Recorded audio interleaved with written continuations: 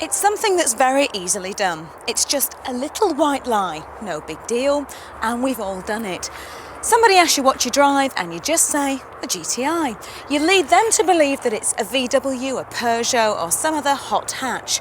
Why? Because you know they're trying to weigh you up, and they may not have quite the same opinion if they discover it's a Nissan Almera GTI. The Almera GTI was launched at the Geneva Motor Show in March '98 and has since been refreshed with some interior and exterior styling enhancements. The Nissan is designed to appeal to the young, adventurous driver, so it's built to compete with the market leaders, cars like VW's Golf GTI and the Peugeot 306 XSI.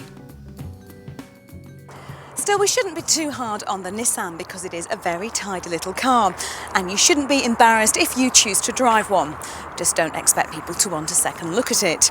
Even with its deep integrated bumpers, the rally-inspired skirts on the side and the sporty spoiler at the rear, I don't think anybody will take your handbrake turns seriously. Still, it is supposed to be a sporty car, and who am I to argue with the designers? I just can't imagine you getting white-knuckle ride performance out of it. Still, I'm prepared to give it a chance.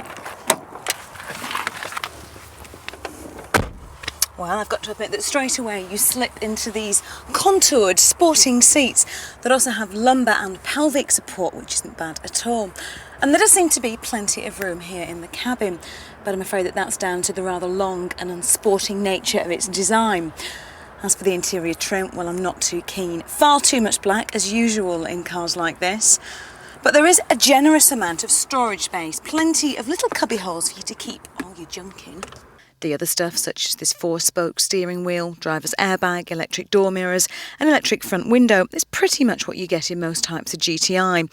But you do get a few nice extras as standard. White instrument dials, air conditioning, electric sunroof and a 6-speaker CD player. And that's pretty good going.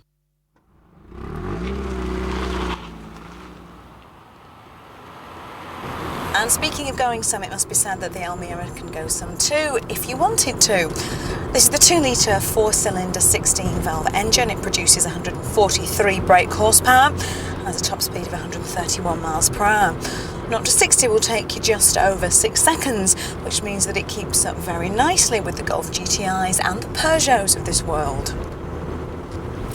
The handling, though, is one area for concern.